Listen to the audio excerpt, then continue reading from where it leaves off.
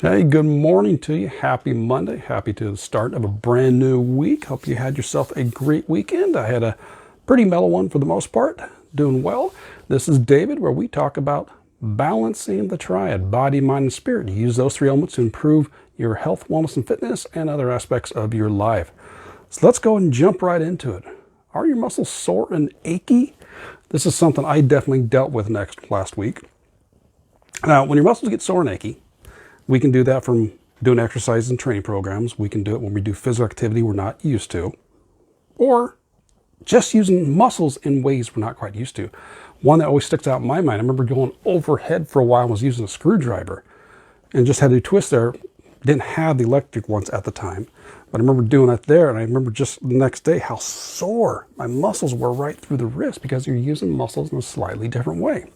So what happens is when you work out, train those muscles, use them a different way, you kind of do some damage to them. That's what happens with what's called hypertrophy. Depends on how you're training, is you break down those fibers and they rebuild themselves larger. Think of bodybuilders. That's where they go through and get the nice large muscles going on. It's because they break those fibers down and they become larger. Hyperplasia, increase in fiber numbers. Don't know if that quite happens in humans because it's too hard to count. And also, just because you're sore, that doesn't necessarily mean you've had a good workout. It just means you overdid the muscles. I've been training for years. A lot of times and a lot of workers, they can train themselves very efficiently and not be sore at all. Just depends on how you do it. But regardless, things are going to happen where sometimes you do get a little sore and achy. Now, 2 weeks ago, I took the entire week off. Last week is when I started up again. If you can follow me for the past couple of weeks, I was doing micro training. I was training 3 to 4 times a day. Well, things worked out last week where I wasn't going to quite be able to do that. So I went back to my regular training, which is about hour and a half in one shot. And doing that was a little different than the micro training again. It's like, oh man.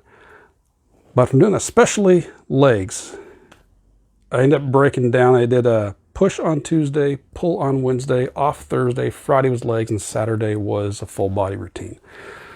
And I was definitely feeling it after legs on Saturday, and then I did the routine on top of that, and I was doing a foam roller, for recovery yesterday, and legs were sore. I was definitely achy last, excuse me.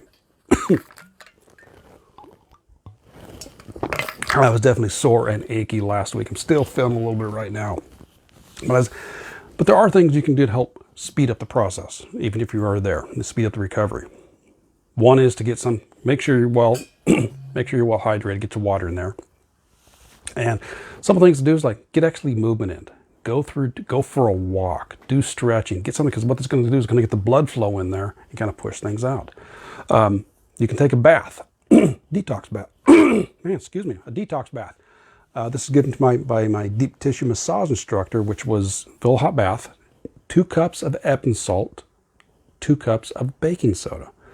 Soak in the water for 20 to 30 minutes. I also know a lot of times bathtubs aren't big enough for full bodies to go into. So what I used to do, I have my timer there, and for half the time I'd have one half of my body in, so my legs would be in. Another half I'd rotate and have my lower body in. So depends on where you're sore at. So do that again. 2 cups Epsom salt, 2 cups baking soda, and you can probably add some essential oils in there as well. And then shower, rinse all the stuff afterwards. But really knock out the soreness. So hydration, movement, stretching. Also some rest time as well, but that's going to help get things flowing up. You can also do what's called a hot and cold flush, which I completely blanked on. Hot and cold flush, where you can do body parts. It works real good if you have a handheld shower head. So if you say your shoulder's sore, take the shower head, what you do is shower, get the water as hot as you can, as long as you handle it, and then you're going to switch it to cold. Get it as cold as you can, as long as you can. Whatever that is. People sometimes go cold. I go, it's what you can handle. The cold water is going to constrict the blood vessels.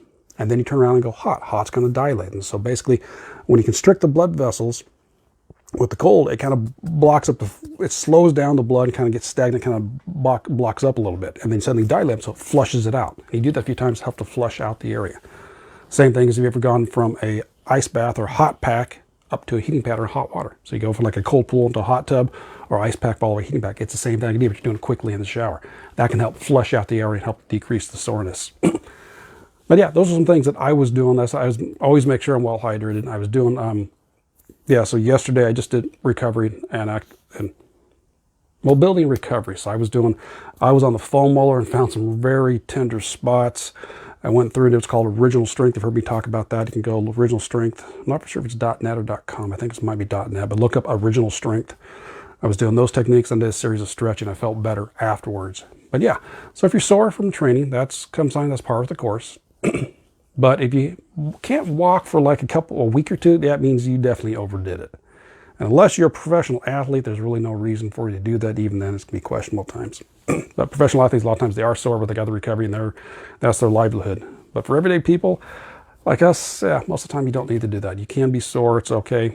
But if you can't walk for a week or two, have problems, okay, there might be something else going on, and you really overdid it.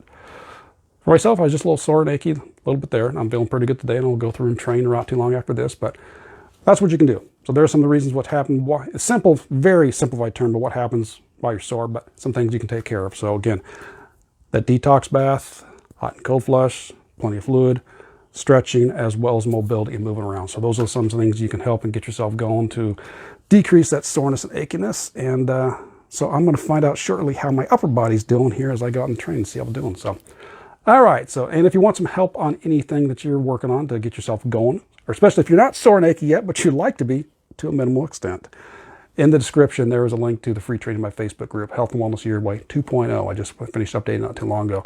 But it gives you questions to get that thought process started so you can figure out what you want to do for your health and wellness and fitness and how it's going to fit and work into your life. All right, enjoy the rest of your day. Enjoy the start of your week and have a great one. And we will catch you tomorrow. So take care and balancing to you. Bye-bye.